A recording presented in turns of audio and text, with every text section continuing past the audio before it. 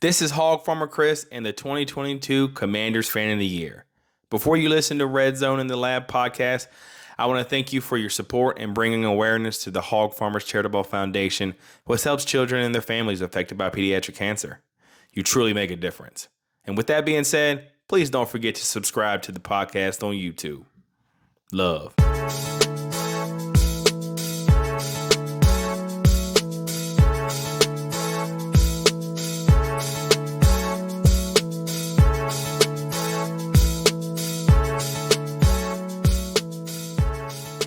We're back! Welcome back to Red Zone in the Lab with Deuce. We're back.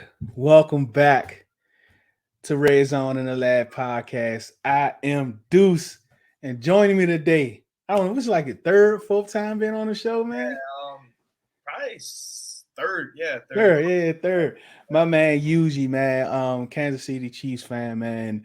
I look at him like an NFL analyst, right? I mean, any information I'm concerned, I always, man, hit Yuji up in the DM. Hey, what you think about this? What you think about that? Especially when it comes to the Chiefs and the Commanders, because he's very knowledgeable about the Commanders. But man, welcome back, man. How you doing, man? Good, man. Just looking at this pro day from Georgia. Our coach was there, so I don't know if Nolan Smith falls in the draft, but the Chiefs are looking at him. But outside of that, it's a good, lovely day. Yeah, man, and congratulations, right? Another Super Bowl for Patty Mahomes. Yes, sir. Right? Yes, sir. But yeah, man, I have Yuji on here.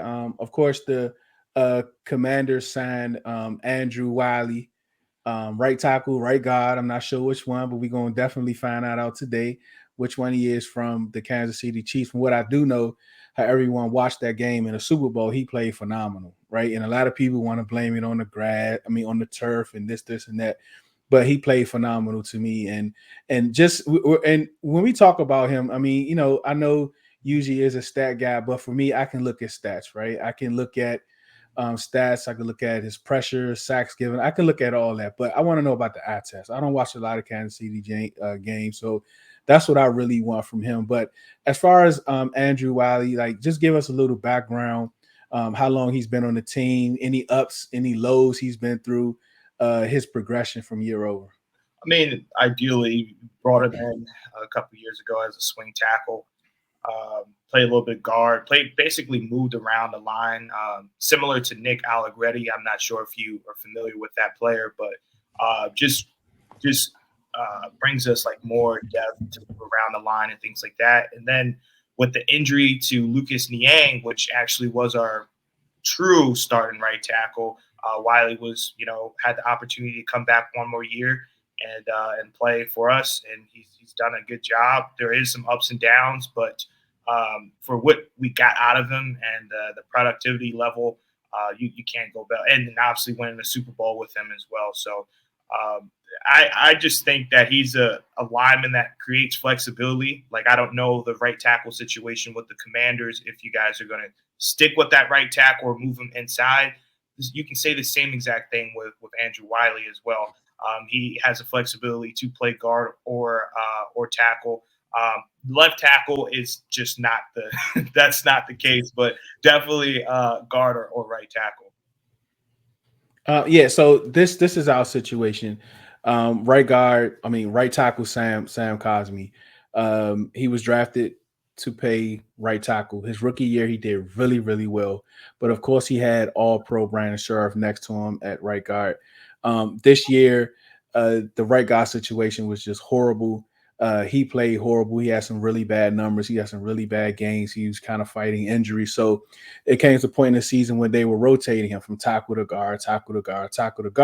And that seems like that's the same situation that was going on with Andrew Wylie. So why was that the situation with him as the season kind of went on, him flip-flopping from guard to tackle? Well, it was – so let's just go back a little bit. So you got the 2021 season, and it's so many damn 2020s, we all get confused. But you have that 2021 season where he was kind of just a piece. It gives us flexibility if someone went down, etc. You plug and play guard or right tackle. But Lucas Niang had against the Bengals had a serious ACL injury. And we thought that he would, come back and play right tackle at the beginning of the year. He was still on IR. He was basically on IR the whole season.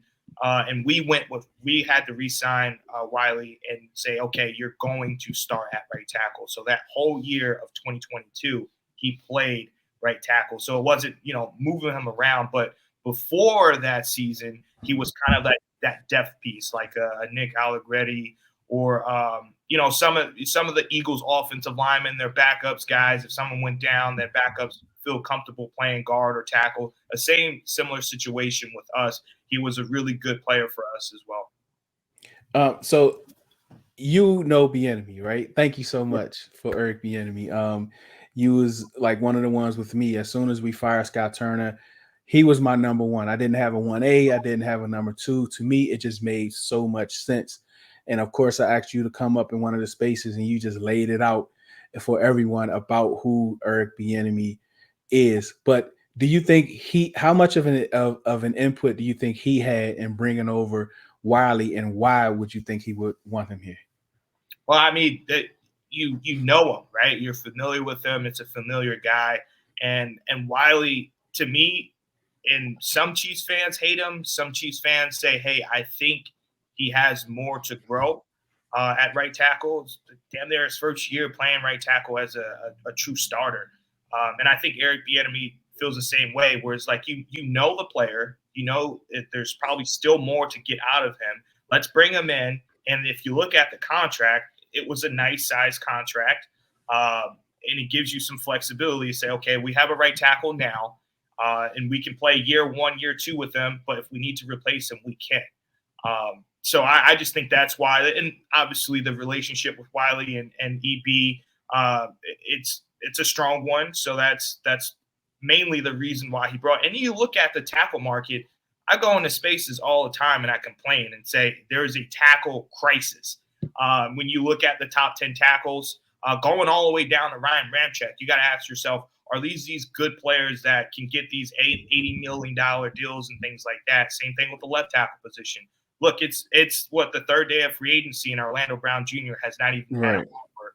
So it is a tackle crisis. So when you get a guy like Wylie, yes, he's not a top 5 tackle in this league, but he's also one of the best pass blockers in this league. You can do things with that as well. So I think it's a win-win for both parties. Obviously, we moved on, but the Commanders getting the right tackle that gives them some flexibility. If you want to draft the right tackle, maybe develop them and start them in the future, or maybe that you hit on right tackle and you say, okay, well, let me move Wylie to guard or something like that. It gives you more flexibility, and I think ultimately that's why they signed him. I mean, the player himself, I seen him in the Super Bowl, like I mentioned earlier, but you watched him throughout the year. What were some of his struggles? Yeah, speed rushers. That's the case. When you're playing right tackle and you're going against these athletic 6'6", 258 guys that can bend, or their first 2 steps are just elite. You'll see just like blown blocks, just right off the line of scrimmage. He's already beat. And it's mainly he just struggled with some of the speed rushers. The power guys, not so much. He actually had some awesome games throughout the season as well against those power guys. Max Crosby did eat his lunch, and Max is one of the best, but he did a good job against Nick Bosa. And then the random speed rusher from the Colts just ate his lunch the whole game, and we just had to keep sending chips his way.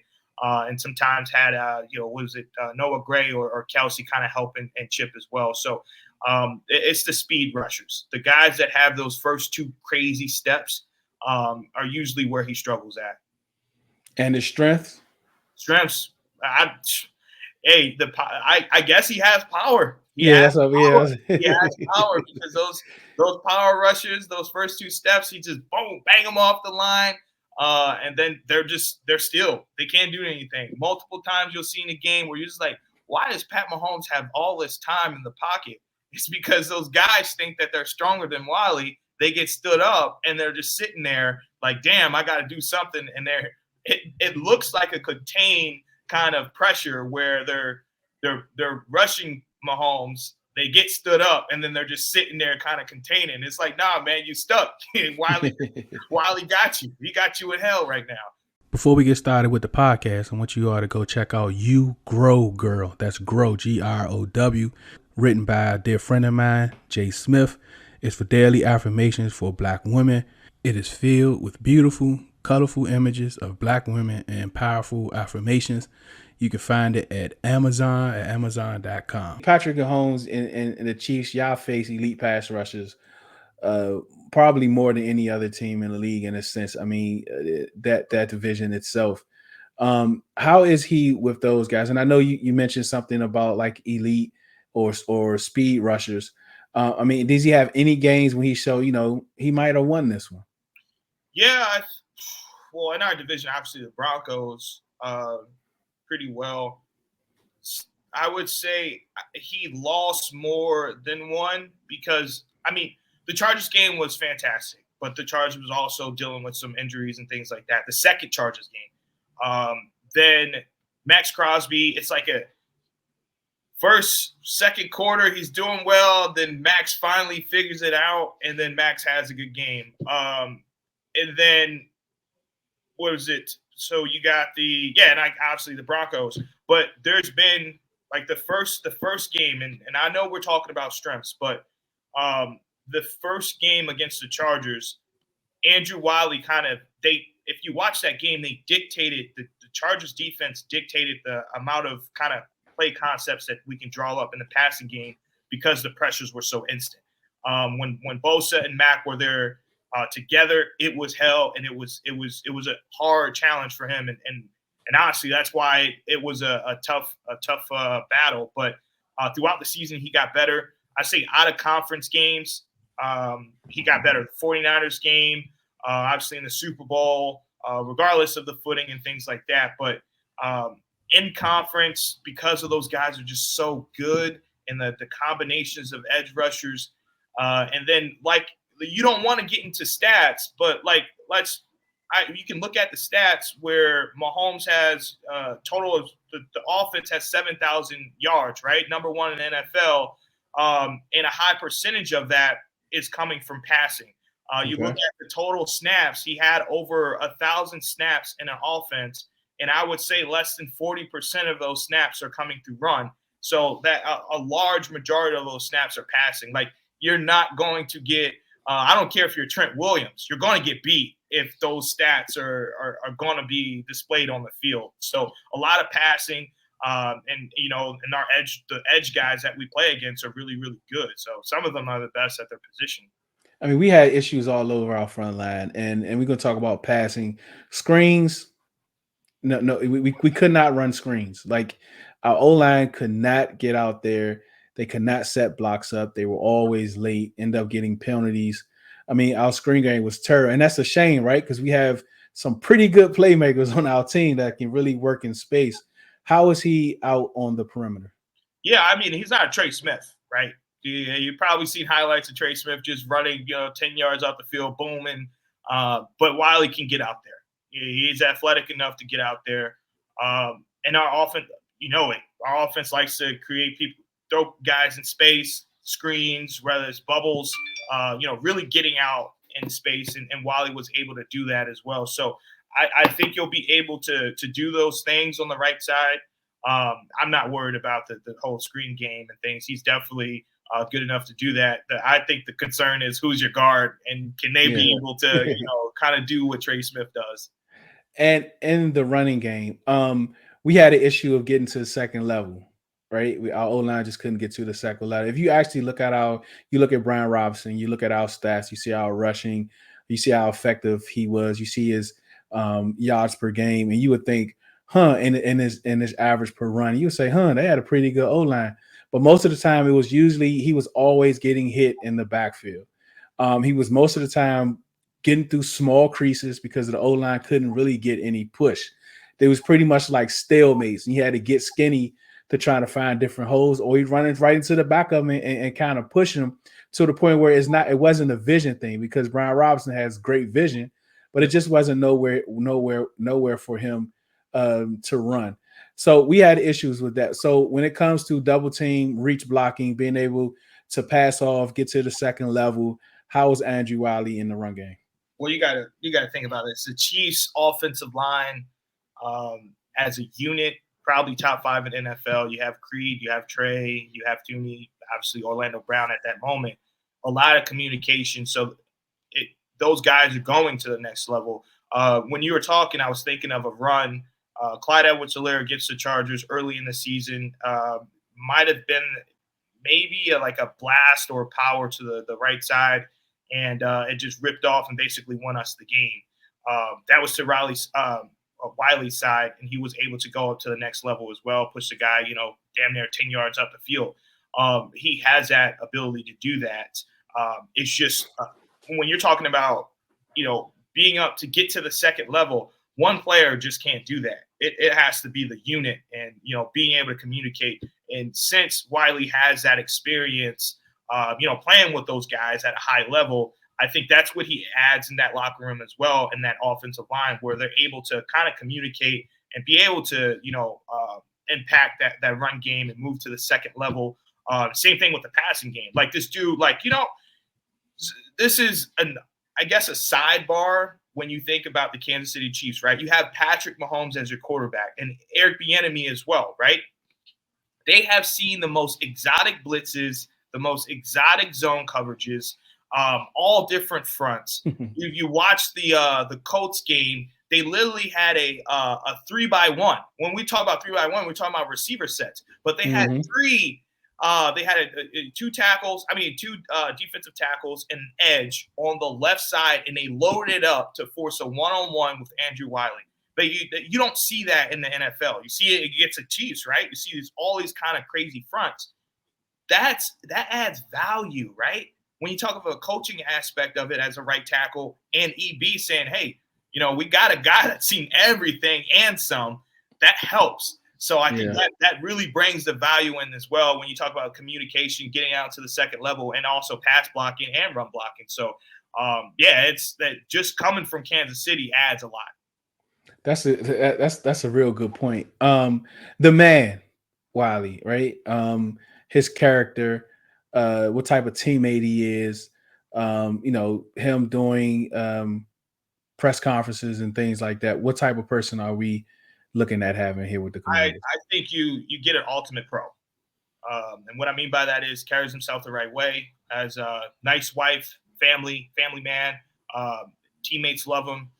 Even when he announced that he was going to the Commanders, you saw in the comment section, you seen people tweeting out at him, wishing him the best of luck. He's a good guy, just like how we would kind of represent with like Frank Clark in the D-line room, right? He's a leader, a vet, and a professional.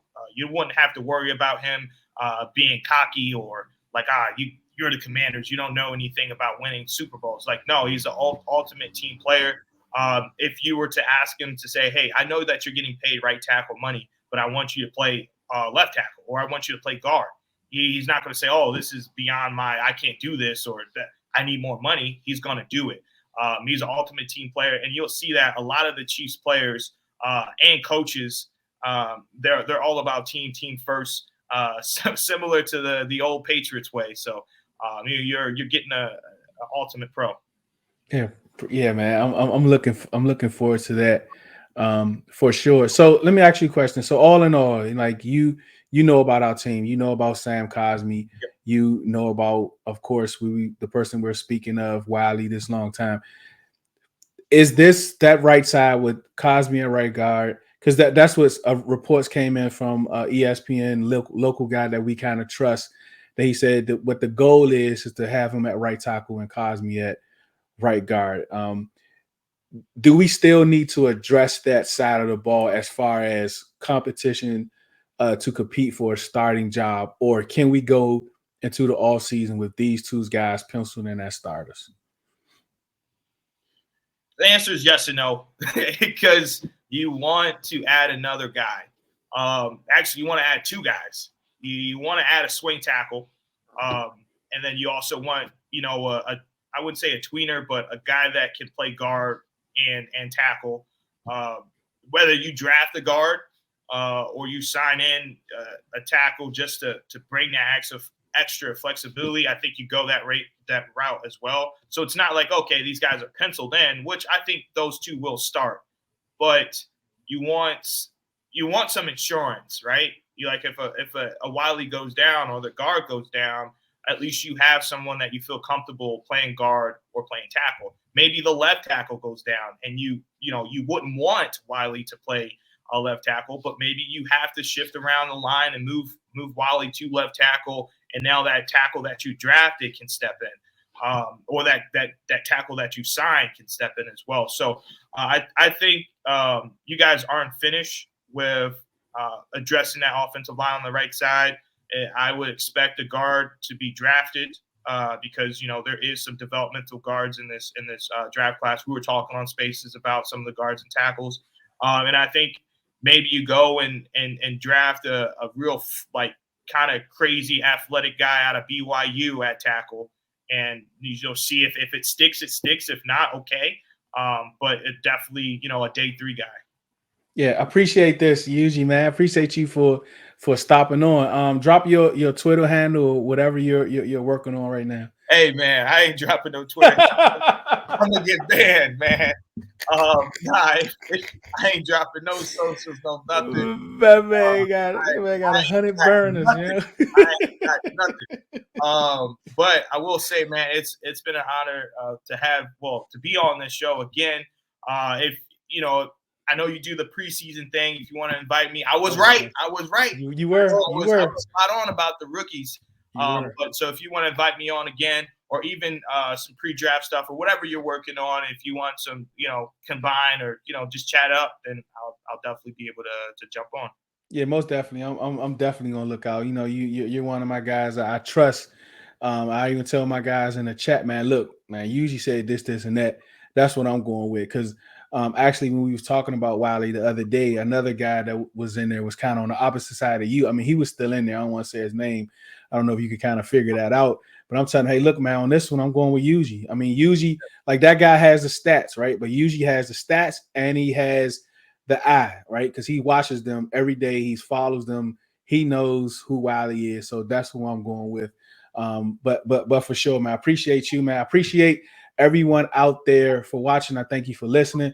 This is Red Zone and Lab Podcast. I am Deuce. One beat, one sound, one heart, one love. This is Hog Farmer Chris from the Hog Farmers Charitable Foundation. And before you start listening to Red Zone in the Lab, check out our Amazon Smile, a simple way to support the Hog Farmers Charitable Foundation every time you shop, and it's no cost to you. We're back. Welcome back to Red Zone in the Lab with Deuce.